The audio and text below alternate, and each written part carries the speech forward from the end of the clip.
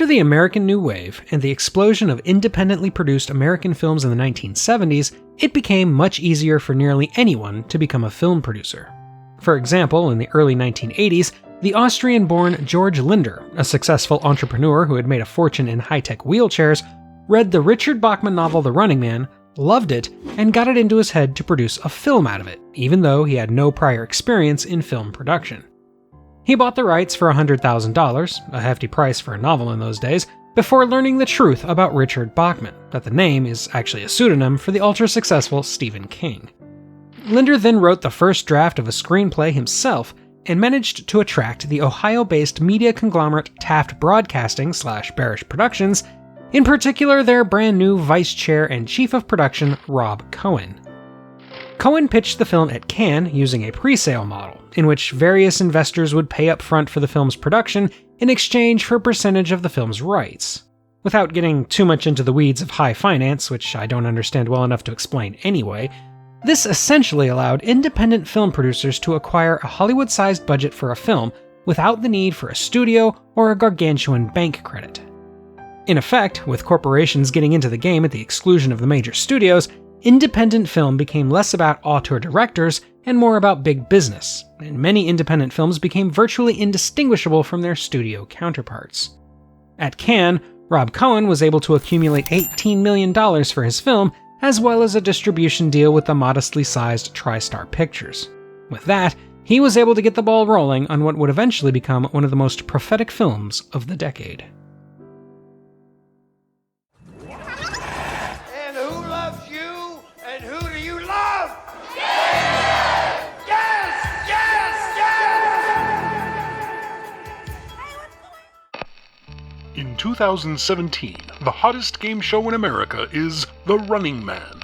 Violent criminals are the contestants sent into a decrepit, earthquake-ravaged area of Los Angeles called The Zone, where they are hunted by the world-famous stalkers, peak athletes whose only purpose is to defeat the criminals and entertain the masses. Tonight's contestant, who will go up against these brutal gladiators, is Ben Richards, the infamous Butcher of Bakersfield.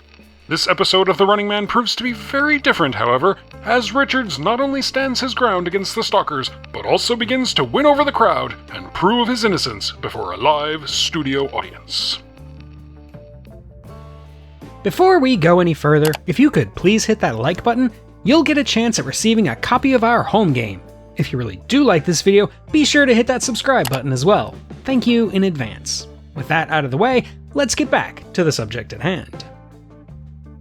Even though $18 million was a great deal of money, it was still a relatively small budget for the kind of movie George Linder and Rob Cohen wanted to make. As such, adapting the novel was a tricky task, given that it deals with a dystopian future and an over-the-top game show. Cohen brought in the screenwriter Stephen E. D'Souza, who had found recent success with his work on Commando, and over the course of pre-production, D'Souza wrote upwards of 25 different drafts of The Running Man. Part of the reason for this was the multiple directors with multiple visions that were hired for the film. The first such director was George P. Cosmatos, who Cohen wanted based on his work on Rambo 2. Cosmatos wanted to set the entire film inside a shopping center, but Cohen rejected this, ultimately leading to Cosmatos leaving the project over creative differences. Next came the German director Karl Schenkel, who became nervous about the scale of the production and left after 3 weeks. And then Ferdinand Fairfax, who wanted to use a wildly different treatment he had written himself that Cohen felt was too expensive and too blatantly anti-American, so Fairfax also departed over creative differences. Compounding these shakeups was the lead of the film, Ben Richards. Don Johnson, Patrick Swayze, and Dolph Lundgren were all involved to different extents, and Christopher Reeve had been signed for an extensive period. But the role ultimately went to Arnold Schwarzenegger, the choice of lead producer George Linder, who was enthusiastic about hiring a fellow Austrian native. This casting forced significant changes to the script's direction, which drifted further and further from the somber and serious source material and more towards the bombastic, tongue-in-cheek action films that were making Schwarzenegger a household name. Schwarzenegger was keen on the director Andrew Davis, based on his work with Chuck Norris on Code of Silence, and so Cohen hired Davis, hoping he would stick around longer than the 3 previous directors. Schwarzenegger and Davis quickly developed a good working relationship, but as pre-production was wrapping up, the higher-ups were getting nervous about Davis's apparent indecisiveness. 8 days into principal photography, Cohen, much to the disappointment of the lead actor, fired Davis for being over budget and already 4 days behind schedule. He then quickly brought in Paul Michael Glaser, who he had worked with before on Miami Vice, but who is most well known as an actor, as Starsky from Starsky and Hutch. Glaser had turned down the job earlier in pre-production, but he came aboard now in the midst of the crisis with enough experience from television to pick up where Davis had left off without losing too much time. As such, though Glaser is the credited director and does deserve credit for lending his artistic vision to the film, all of the pre-production work, location scouting, casting, and more had been finished before he'd ever set foot behind the cameras. Schwarzenegger remained a professional and agreed to work with Glaser, but he never quite got over the firing of Andy Davis, and to this day, he believes the film suffered under the direction of a, quote, television guy, unquote. It had been agreed early on to change the setting to Los Angeles, the game show capital of the country, and to hire an ethnically diverse cast, hoping to highlight the socioeconomic commentary of the evolving script. Alongside Schwarzenegger, they hired Maria Conchita Alonso as Amber, a character who may have gotten her name from Alonso's stage name as a singer, Amber. In addition to her Grammy-nominated singing career, the Cuban-born Alonso had been in a handful of films including Moscow on the Hudson and Fear City, and she was considered a rising star. Other co-stars included Aliens' Yaphet Kotto as Laughlin, Fleetwood Mac's Mick Fleetwood as Mick, who is none too subtly supposed to be himself under all that old man makeup, and Frank Zappa's son Dweezil Zappa as Stevie, who is possibly named after Fleetwood Mac's Stevie Nicks. Don't touch that dial.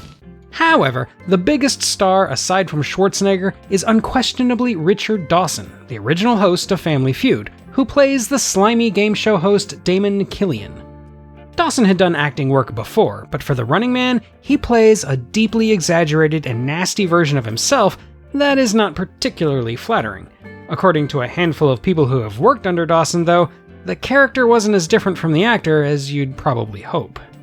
Personally, I don't think this movie would work without him, and he is the only actor I can think of who was able to deliver a satisfying comeback to Arnold Schwarzenegger's famous catchphrase. I'll be back. Only in a rerun. For the so-called stalkers, the gladiator-style champions who are sent after Ben Richards, they wanted ultra-flashy men with enormous bodies who could pose a credible threat to Schwarzenegger while simultaneously being ridiculous. Naturally, they turned to an all-star running back, Jim Brown, an opera singer and former member of the US wrestling team, Erland Van Lith, a pair of strongman bodybuilders, Gus Rethwish and Sven Ole Thorsen, and the professional wrestlers Professor Toru Tanaka and Jesse Ventura. For the incredibly 80s dance sequences interspersed throughout the fictional television show, they hired as choreographer the not-yet-famous Paula Abdul, who brought with her several Laker girls to act as the dancers themselves. Also worth a mention is the commentator for The Running Man, Phil Hilton, who is played by none other than Squidward himself, Roger Bumpus. I'm for any sort of event that enables young women to show cleavage. Filming began in late September of 1986, with only a couple of days lost due to the director's shakeup 8 days in. Those sets were used for the game show stage, the apartment building, and a handful of other locations in the film. The majority of The Running Man was filmed on location, in places like LAX Airport, the Iceland Skating Rink, and the Filmland Corporate Center, which was the headquarters of MGM at the time. Most of the location shooting was done at the disused Kaiser Steel Mill in Fontana, California. The steel mill was a perfect match for the ruined buildings and almost post-apocalyptic look of the game zone and the prison, though the location proved to be incredibly dangerous and toxic to cast and crew alike. Over the course of 8 six-day weeks of filming at the abandoned mill, there was a plague of headaches, spontaneous nosebleeds, and dizziness, but production continued apace, struggling to catch up to the schedule without facing the significant monetary hit of overruns. With the budget continuing to inflate well beyond the $18 million mark, with the final estimate coming to around $28.5 million, there wasn't a lot of money to spend on special and visual effects. This stuff is garbage! A lot of the heavy lifting was done by liberal use of mats, put together by the prolific Sid Dutton, who had previously worked on films like Mad Max Beyond Thunderdome and 1984's Dune.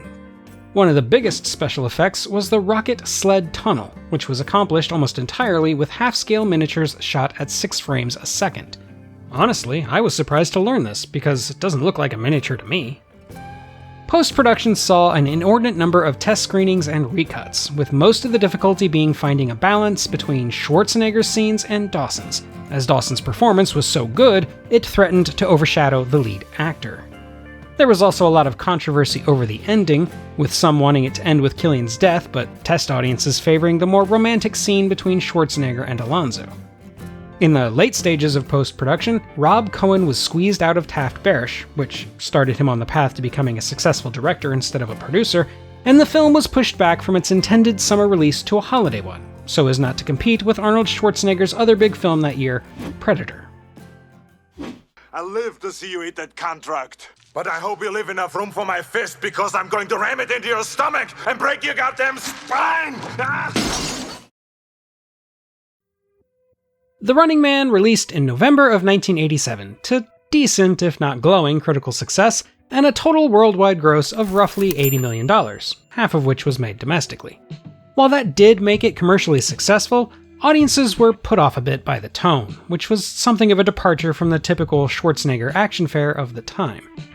As such, it wasn't quite successful enough on its own to make the case for corporate-run independent filmmaking, though in the decades since, the pre-sale model has become all but standard for independent films. What The Running Man truly excelled at, however, was its legacy. It inspired American Gladiators and Smash TV, along with serving as an influence to things like The Hunger Games. As the years have passed, it has been re-examined by critics and academics again and again, with each reappraisal coming to the conclusion that the film was far more prescient than anyone had thought at the time. While most of the credit for that should go to Stephen King, who it should be noted is not a fan of the film, some should also go to the vision championed by Rob Cohen and Steven D'Souza. This duo took the core concepts of King's novel and glitzed them up with inspirations from comic books, pro wrestling, cyberpunk novels, and a Japanese game show called Trans-America Ultra Quiz, which put its contestants through pain and humiliation for entertainment, long before other television shows like Fear Factor and Survivor did the same thing. They thus not only predicted so-called reality television, but they also had a lot to say about the potential intermarriage of media conglomerates and political authoritarians that sell narratives and bloodlust to keep attention away from the existential threat that they represent. It predicted what would now be called fake news, of the way seemingly normal people will buy a simple story created by psychopathic charlatans. Heck, the film even predicts the ability of computers to create effects real enough to replace actors with digital recreations in order to fool people. In other words, deepfakes. Now, it is easy to look at The Running Man as a coked-up retread of Rollerball, to see it as horribly contemptuous towards humanity as a whole, using exploitative violence to show audiences how misplaced their desire for exploitative violence can be. From that angle, though, I'd argue The Running Man is much more successful in getting its point across. Yes, it is cynical. Yes, it is downright mean. But it is more coherent in its message, helped along by its tongue-in-cheek tone and more gentle provocations. As a film, its low budget and laundry list of production problems are readily apparent on screen, but they are forgivable, because despite its heavy-handed themes, it still wants to entertain more than it wants to condemn. It's got plenty of stupid Schwarzenegger one-liners and brilliantly colorful characters. Here is Sub-Zero! Now, Plane Zero! It has over-the-top action sequences, all of which are inventive and well choreographed, and it ends on a hopeful note, thanks to unusually wise test audiences, which helps keep it from devolving into bitterness and self-defeatism the way Rollerball does. However, while we're still comparing it to Rollerball, I will say that The Running Man fails in one place where the older film shines, namely the game itself. I have a lot of logistical questions about The Running Man as a game show. Things like how it's a live show with a set schedule, but somehow the stalkers who come out swinging have never once been killed? How the audience members get overloaded with prizes just for picking their favorite stalker? Or how there appears to be cameras everywhere at all times, usually in convenient angles that mimic the film we're watching. Whereas Rollerball feels like a believable sport with well laid out rules and enough logic to be plausible. I do think the incoherence of The Running Man, as a fictional game show, does detract from the film's genius. But thankfully, that's not where the story really matters. This is an exaggerated political parable with a lot to say, much of which is more relevant than ever in the modern age. The story highlights extreme class division, judicial inequality, insidious authoritarianism egged on by a compliant media, and the unsettling willingness of Americans to turn a blind eye to these things as long as they're glued to their screens. And it does it all in a balls-to-the-wall action satire that is as funny as it is terrifying.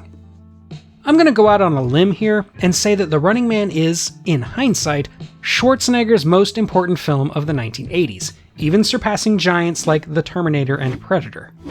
No, it's not better as a film, but given that we haven't yet been overcome with competitive machismo, invisible alien hunters, and killer robots from the future, The Running Man has proven itself to be more aware of where we are actually headed. There is a remake in the works, with Edgar Wright attached as director, and though I don't think this is as terrible an idea as most remakes of the sci-fi classics I cover, the telling of the story of The Running Man is less necessary today, now that reality has all but caught up to it. And that's all for today, my fellow Earthlings. What do you think is Schwarzenegger's most important film? Let me know in the comments, and while you're there, don't forget to like and subscribe if you haven't already. If you really do like my content, consider joining my Patreon to get early access, vote on future topics, and more. You can also check out my website at emcgill.com, where you'll find written reviews of plenty more sci-fi classics in both film and literature. Until next time, though, when we'll find blind terror among killer plants, this is the Unapologetic Geek, telling you to never be ashamed of what you love, as long as you're not hurting anybody.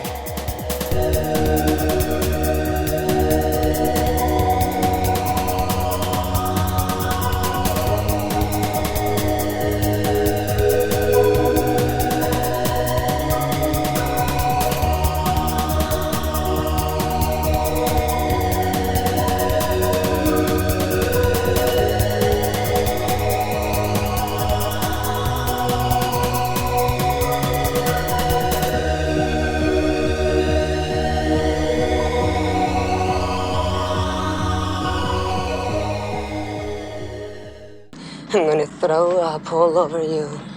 Go ahead. Won't show on this shirt.